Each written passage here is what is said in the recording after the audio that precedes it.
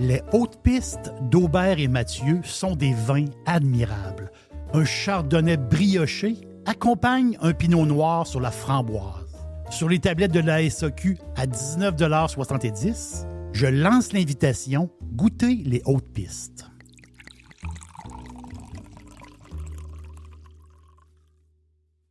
Dixili, c'est mon poulet frit préféré. Chez Dixili Charlebourg, vous allez être reçu par une équipe formidable. Le restaurant offre beaucoup d'espace à l'intérieur comme à l'extérieur avec son vaste stationnement.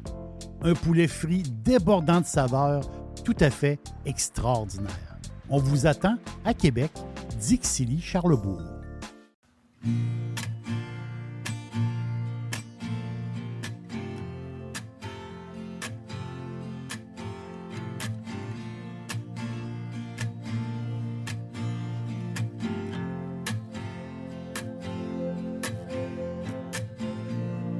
We don't follow any kings. We can ride and we can sing.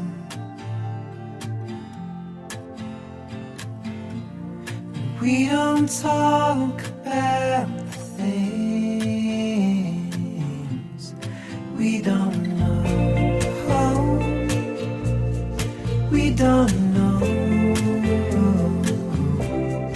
We don't know.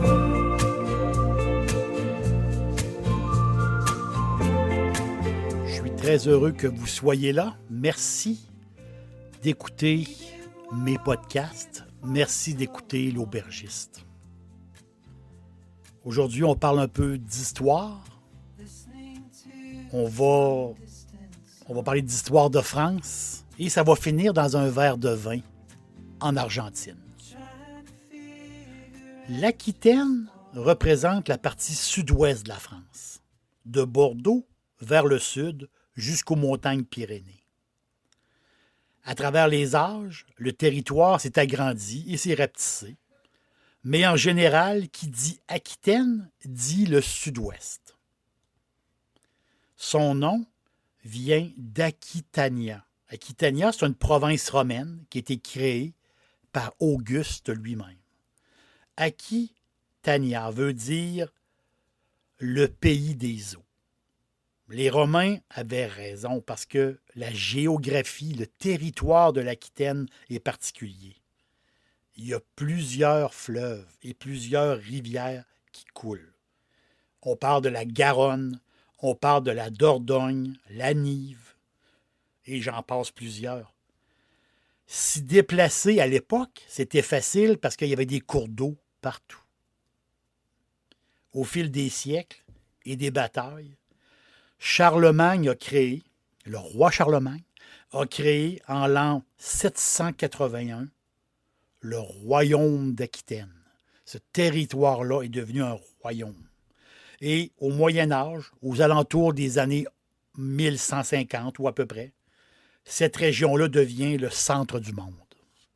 Et je vous explique pourquoi. Parce qu'à la mort de son père, à la mort du roi du royaume d'Aquitaine, la jeune Aliénor a 15 ans. C'est elle qui hérite du trône. Imaginez à l'époque une jeune femme être à la tête du plus vaste domaine de France. C'est une première. Une gouvernance féminine, elle devient la seigneur la plus puissante d'Europe. Elle a 15 ans. C'est elle qui a le trône le plus réputé. Les conseillers d'Aliénor lui proposent de se marier. À l'époque, on se mariait très, très jeune et il fallait qu'elle se marie. Donc, le roi, Louis VI, lui propose son fils. C'est drôle parce elle était même plus riche que le roi. C'est vraiment particulier parce que c'était le royaume d'Aquitaine, c'était le plus grand des royaumes et le plus riche. Donc le roi lui propose son fils Et le mariage est célébré en l'an 1137 à la cathédrale Saint-André de Bordeaux. Elle a 15 ans, lui, il a 16 ans. Elle apporte une dot. À l'époque, c'était comme ça. La fiancée devait donner des biens au ménage. Donc, elle amène une dot, elle donne des terres, certaines terres du royaume. Mais le couple est particulier. Dans le sens qu'elle est plutôt de style artiste. Une fille enjouée, une fille très, très jolie, d'une très grande beauté, enjouée. Elle aime beaucoup les gens, elle aime beaucoup le monde. C'est une fille de party. Tandis que lui, il est plus froid, distant, quelqu'un qui est souvent de mauvaise humeur, une espèce de bougonneux. Et lui aurait peut-être préféré donner sa dévotion à Dieu. Peut-être qu'il aurait aimé mieux aller dans une carrière ecclésiastique. Mais quand même, ça fait un couple.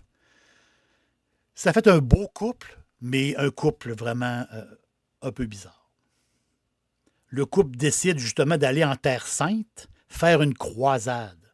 Et malgré le voyage, imaginez, partir du sud-ouest de la France et se rendre jusqu'à Jérusalem. Imaginez le voyage, aller-retour. Mais malgré le voyage, il n'y a pas beaucoup de rapprochement entre Aliénor et son mari. Pas beaucoup de rapprochement, mais malgré tout, au retour, leur union est toujours chambranlante. Ils ont eu quand même 2 filles de leur union, mais c'est peut-être les 2 seules fois où ils ont dormi ensemble. Donc, Aliénor aime beaucoup les parties, aime beaucoup les fêtes, les rencontres. Et justement, au retour de voyage, elle se laisse courtiser par un homme, le duc de Normandie, qui est 10 ans son aîné. Très bel homme, le duc de Normandie. Et justement, il y a, comment dire, une idylle qui se forme entre les deux, entre le duc de Normandie et la belle Aliénor. C'est inévitable. Il faut qu'il y ait un divorce. Inévitable. Mais le problème, c'est qu'on ne peut pas divorcer au Moyen Âge. Et là, ça prend l'autorisation des hautes instances, les hautes instances papales pour pouvoir divorcer. Ils réussissent à avoir le OK du pape. Et là, il y a divorce. 6 semaines plus tard, Aliénor se marie avec le duc de Normandie. Et lui, c'est le futur roi d'Angleterre. Lui, c'est Henri II. Imaginez l'union entre ces grands royaumes et le nouveau royaume, vu qu'ils sont mariés. Le nouveau royaume part de l'Écosse et descend jusqu'aux Pyrénées. Toute la partie ouest de l'Europe, c'est leur royaume. Selon les historiens, c'est un des couples les plus puissants de l'histoire.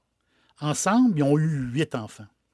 Donc 5 ont été des fils. Et de ces fils-là, des années plus tard, à l'âge adulte, un de leurs fils est devenu Richard. C'est Richard Cœur de Lion, vous savez, le célèbre chevalier chrétien, un des maîtres de la 3e croisade, justement, en Terre Sainte. Donc, Aliénor et Henri marquent leur époque comme le couple le plus puissant, peut-être un des plus puissants de l'histoire. Mais pour nous, les fans de vin, pour nous, amoureux de vin, l'union entre Aliénor, duchesse d'Aquitaine, et Henri, roi d'Angleterre, bien, leur union, ça a changé un peu le cours de l'histoire du vin. Parce que Bordeaux est devenu comme le monopole de la vente et la distribution de vin. Parce que les Anglais, les gens du Nord, adoraient les fameux vins noirs, les Cahors. Et ils aimaient la richesse de ces vins-là. Et là, l'affaire, c'est que la ville de Bordeaux, bien, c'est ça qui a fait la richesse de la ville de Bordeaux. Les bateaux partaient de Bordeaux et l'exportation vers le nord, vers l'Angleterre. Et c'est drôle parce que les bateaux partaient avec des tonneaux énormes, des tonneaux de 900 litres, des grands, grands tonneaux. Donc, une barrique, c'est 225 litres. Donc, dans un tonneau, il y avait 4 barriques. C'est drôle parce que l'unité de mesure aujourd'hui, encore, pour la charge d'un bateau, on appelle ça du tonnage.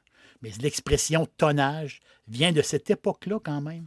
Il vient de l'époque où ce qui chargeait les bateaux en vin.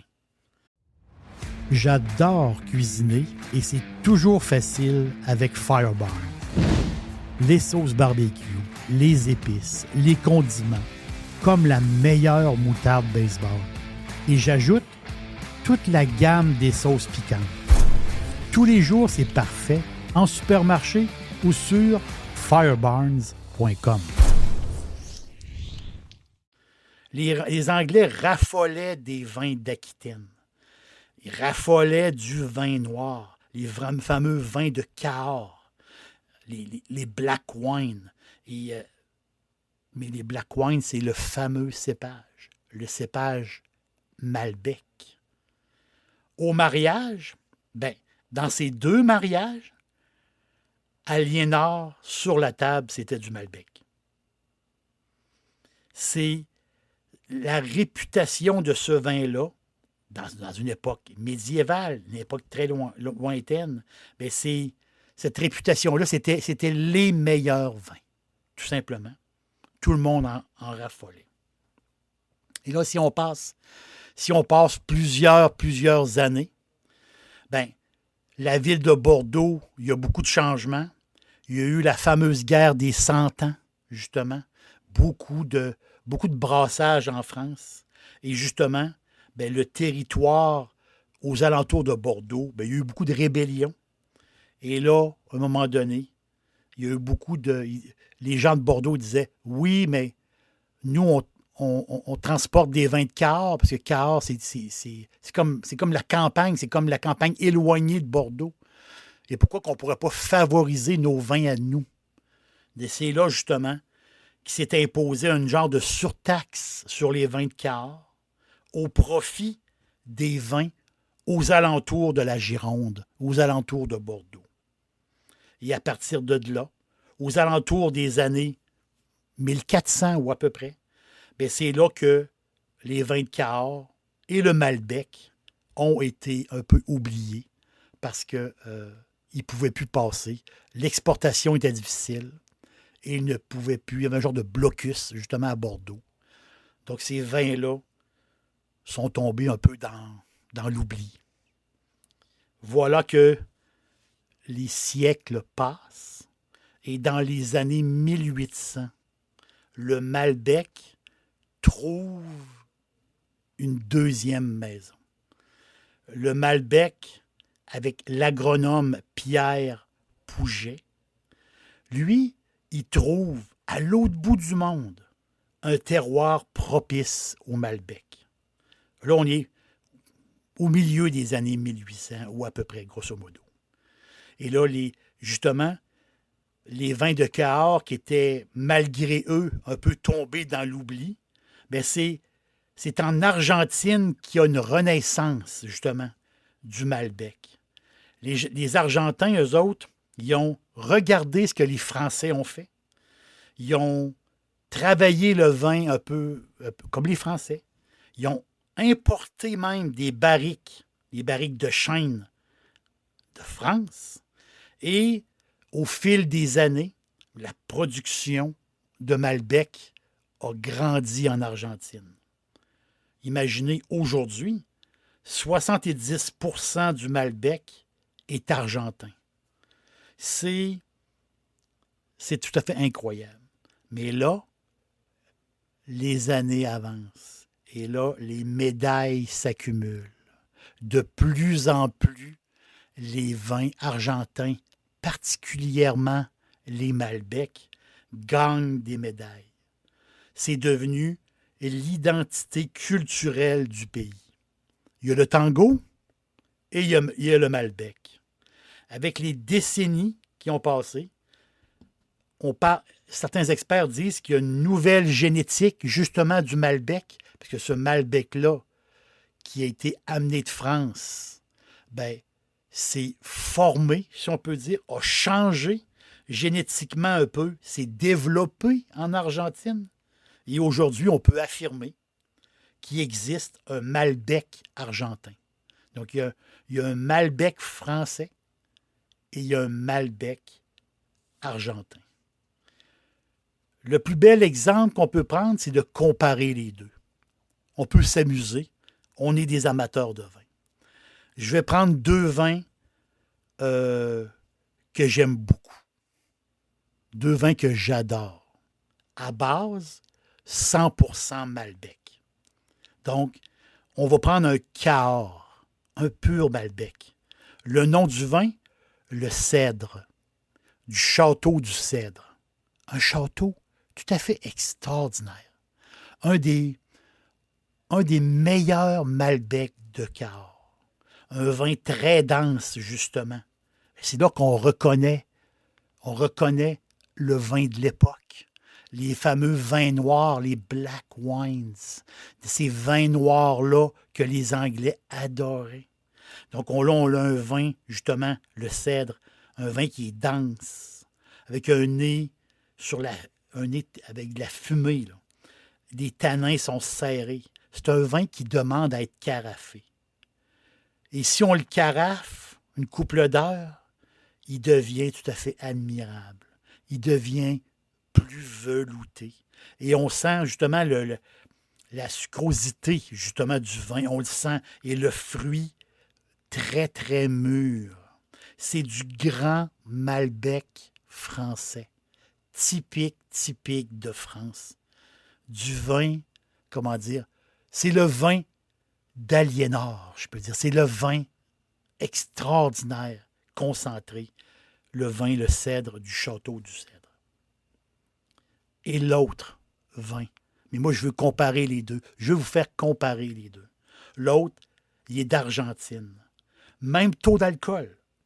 100% Malbec. Mais là, on est dans un autre environnement depuis les années 1800. C'est ce que je vous dis. C'est qu'il y a un nouveau Malbec qui s'est créé. Et il existe. Il est en Argentine. Le vin que je vous conseille, le Verum Maria Victoria.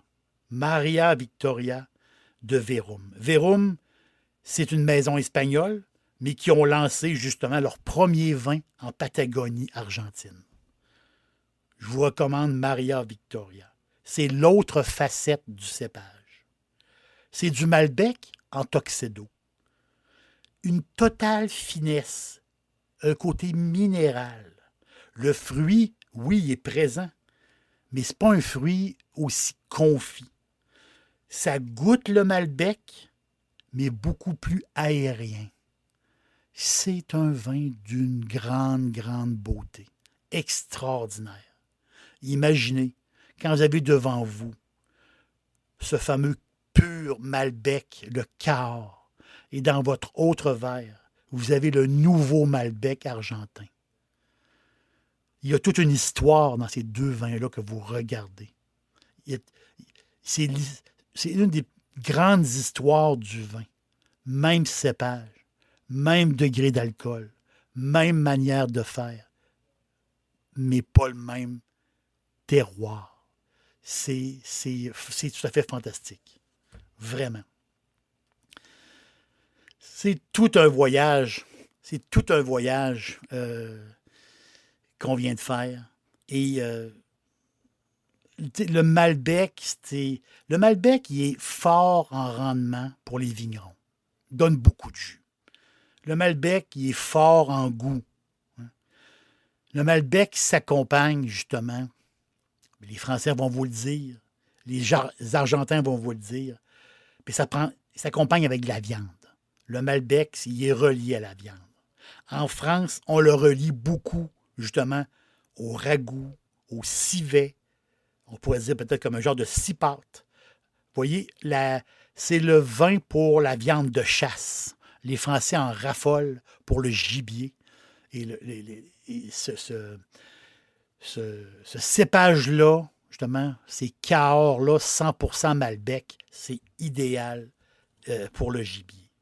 Les Argentins, eux, ben, ils vont avec les fameux asado. Asado, les viandes grillées. Hein, les Argentins, finalement, la viande grillée, le bœuf grillé, les fameux barbecues argentins.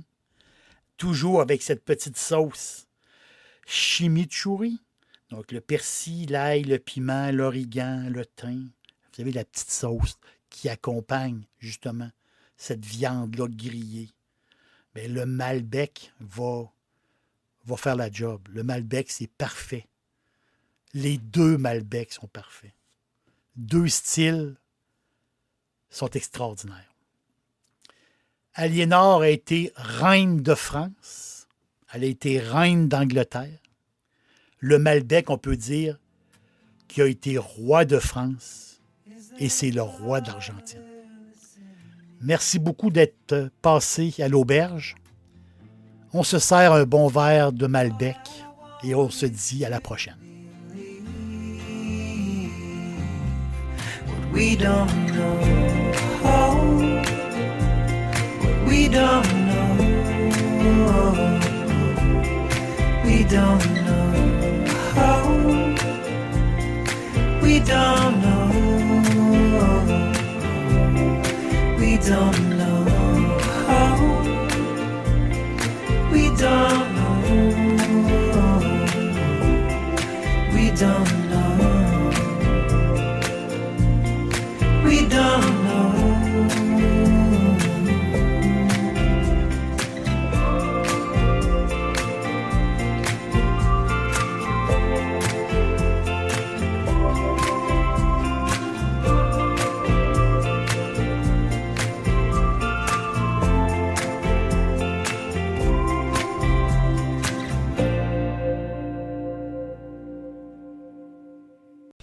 Pour me suivre au quotidien, sur Facebook et Instagram, recherchez Jerry l'aubergiste.